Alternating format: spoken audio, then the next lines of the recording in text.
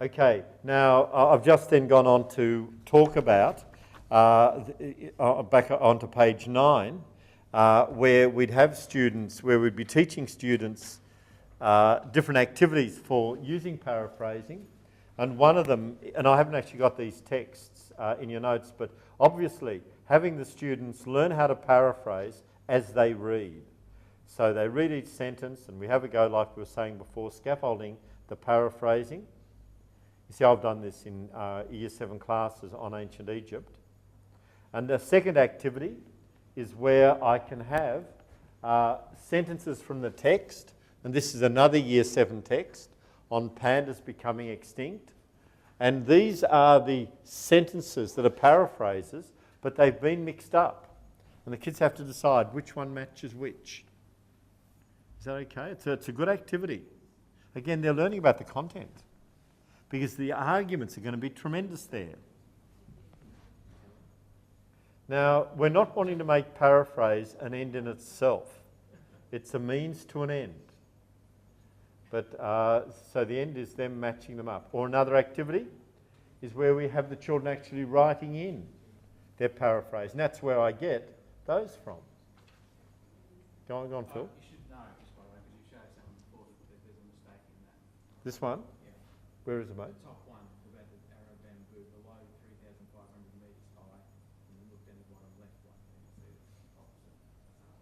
So you find the arrow bamboo in countries that are below 300 metres high, or that have farms.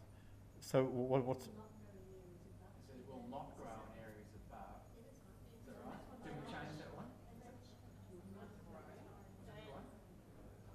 The arrow bamboo will not grow in areas above 3,500 metres. Okay, it didn't have a not, you must have changed it. Okay, I don't know. I can't remember. Anyway, but you can see the idea. Now, we can use these later. I'm suggesting later, when we're wanting kids to automatise this, they can play snap with that. If they put down 2 simple sentences that say the same thing, they can say snap or bingo, or memory. So we can then move to having them paraphrase longer pieces. We've got them reading about it. Then we've got the students learning how to tell themselves what to do.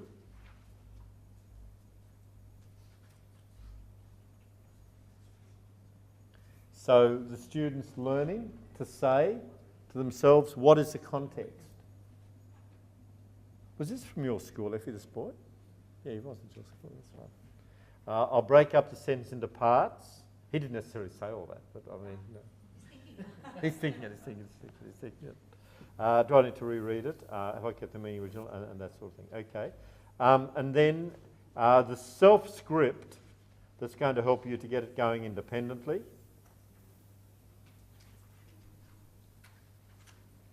These are the things I'm suggesting I think we need to teach. And then to automatise it, one of the activities is you can put each sentence and its paraphrase on cards, like its natural habitat is that, you find it there. Their basic diet is, they mainly eat. The giant panda needs that and must have certain conditions. And so then if we want to play snap with that, you see, now watch this, guys.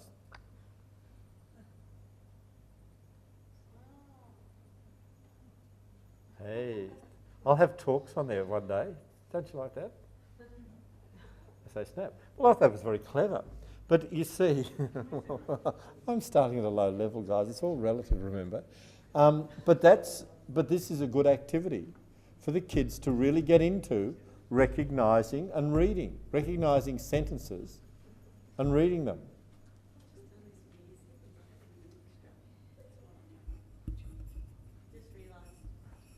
What's that? I had a Year 7 experiment. This was the text. And I've worked through it with them. And that's why I've read all thinking that job. Sorry about that. Okay. Now, we also want the students, and this is really important if you're going to teach one group of students to use these, you've got to make sure we build in this opportunity for transfer. So every Year 7 teacher, ideally, would be encouraging transfer. Is this okay? And so we're wanting the teachers to look at reminding the students, asking them how they'll do it, giving them a copy of the text, how will they go about doing it, and then me as the teacher to actually scaffold it. So this is on page 11 of the notes. We won't get the movement if we don't get the scaffolding. And then I've moved into visualising. Now on page 12 of the notes, I've suggested various aspects of the visualising strategy. I would be developing it just as a second part of paraphrasing. But what you're wanting the kids, when they're visualising, you're wanting them to construct a context. They're reading a sentence and then they're putting the ideas, into a context. And it's very important that the children spend time looking at the pictures that go with the text, so they've got contents for their images. Could I say that again? It's really important that the kids need to have things that are the contents of their images. See, if you'd never seen a picture of a pyramid, you wouldn't be able to visualise it. You with me? So we need to get the kids, I was making a big point before with the Getting Knowledge Ready, of looking at the pictures and getting the kids to read the pictures into their minds. I'd really be pushing that. And I'd be showing them a picture, say, if it's ancient Egypt and pyramids in the Nile, I'd be showing them a picture and then I'd be obscuring it and say, okay, now describe what the picture showed, or, in groups of 2, write down as many things as you remember about them. Or we might do things like, how might the picture look different? Or, if we looked at that picture, why are deserts dry? What if there was twice as many clouds there in that picture? What if the mountains were twice as high? So we're getting the kids to imagine that picture changing. See, the more we do that, the more we're getting the kids to act, and they're constructing related but different images. Some teachers say, there's some kids who can't visualise. Well, most children can recognise the face of their parents when they see it. And that suggests they can visualise. It's just that they haven't learned how to visualise these things. And so we need to help them really read these into their mind. And if I were teaching Year 11 or Year 12 chemistry today, I would be really having the children look at diagrams, and I'd be having them, visualise those diagrams changing. What would they look like in 3 minutes' time? What might they have looked like 3 minutes earlier? What would they look like if you had double that amount in it, or double the size? All those things are going to help the kids modify their images. I don't think, I guess what I'm basing my comments here on, I don't think we teach kids to visualise enough. And I know as a maths teacher, we really don't, because we expect children to do things in 3 dimensions, and we spend all of the secondary maths education reducing 3 dimensions to 2 dimensions.